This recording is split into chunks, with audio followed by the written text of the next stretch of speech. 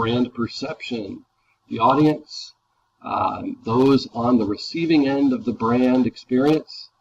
A target audience is a specific group targeted by brand application. So when we talk about target audience, it's the people that will or maybe will buy your product. So for instance, let's look at maybe perfume. Good example. Well, maybe it isn't, now that I'm starting to think about it. Well, that's for women, so women are going to buy it.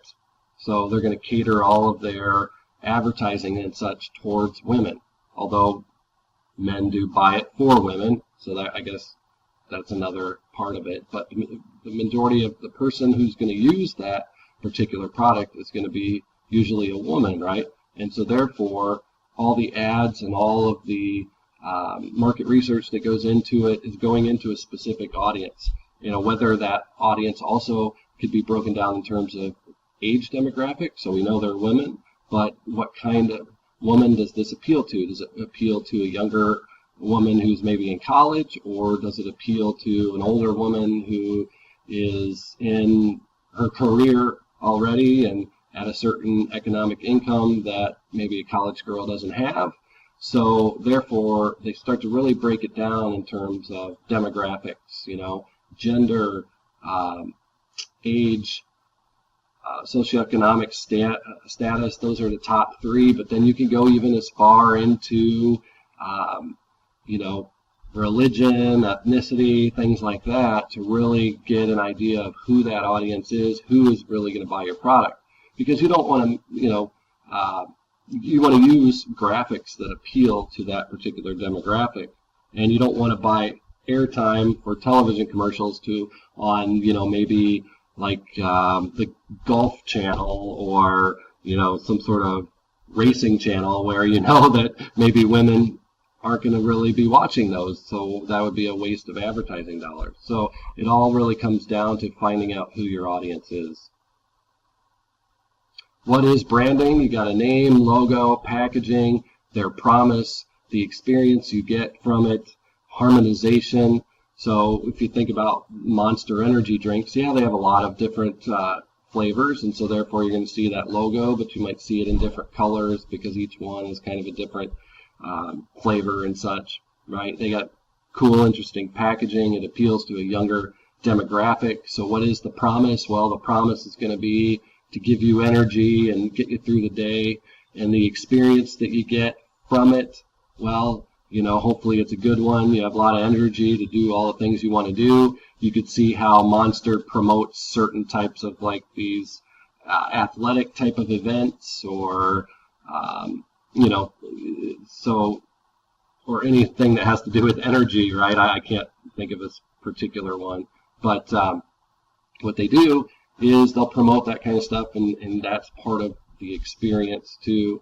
Harmonization is just kind of like consistency, you know, that all the products have a similar look and consistency, and they all kind of do that, cater to that same thing of giving you energy.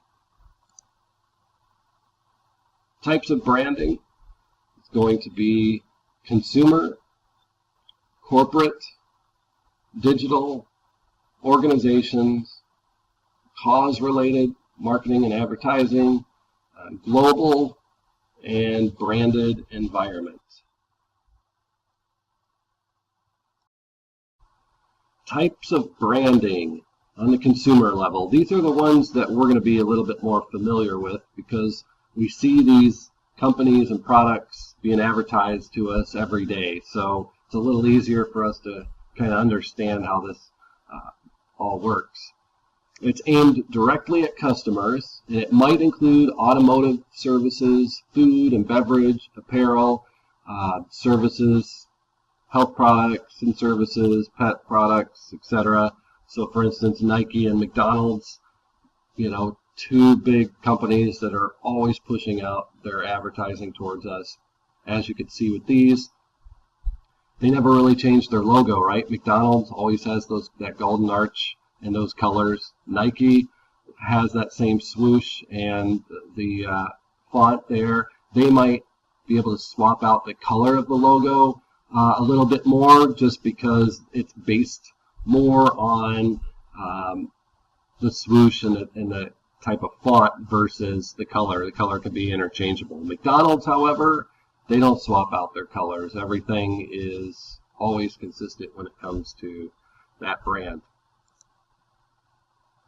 Some of the types of corporate branding, we might see these on the stock exchange or maybe like on the news or something like that, but these are more companies that own companies, right? So you might have, like, for instance, the Coke Industries. Well, they own a whole bunch of companies, and so does Berkshire Hathaway, which is what's his face, Warren Buffett, and so that's his company, but he owns a whole bunch of companies, and so therefore they still have a logo and things like that, but they're not being advertised or anything for this particular company very much. But again, these logos, I would say, tend to lean more on the conservative side in terms of being their overall look, right?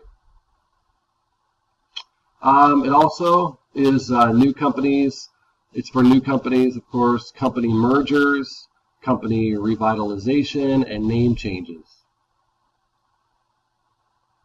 Types of branding. Digital utilizes media to form, launch, and strengthen relationships between a brand and the user. Might include a website, Facebook, Twitter, Instagram, Google Ads, SEO. All of this is basically called digital marketing. And again, television always used to be king when it came to advertising. And in a lot of ways, it still is. It's still very expensive and it reaches a lot of people. But these days, again, a lot of people are more online. So that's why you're seeing much more ads that are out there. And it's even infiltrated the social media realm, where it used to be just people connecting with people, but now ads are being sold, and you're seeing in your feed, you know, you'll see an ad from, you know, potentially McDonald's or some company that's right next to the people that you know, and so that's placed there, and it looks just the same as maybe a post from one of your friends, but it's from McDonald's, right? So that kind of stuff is what keeps, you know, Facebook and Twitter in the market, and big companies, because they're able to sell advertising dollars. But again, it's another growing way that brands are being able to reach out to the audience, their audience. Types of branding, we have organizations. Branding for organizations, some examples of organizations: medical research, humanitarian organizations, social or environmental issues, political and nonprofit types of organizations.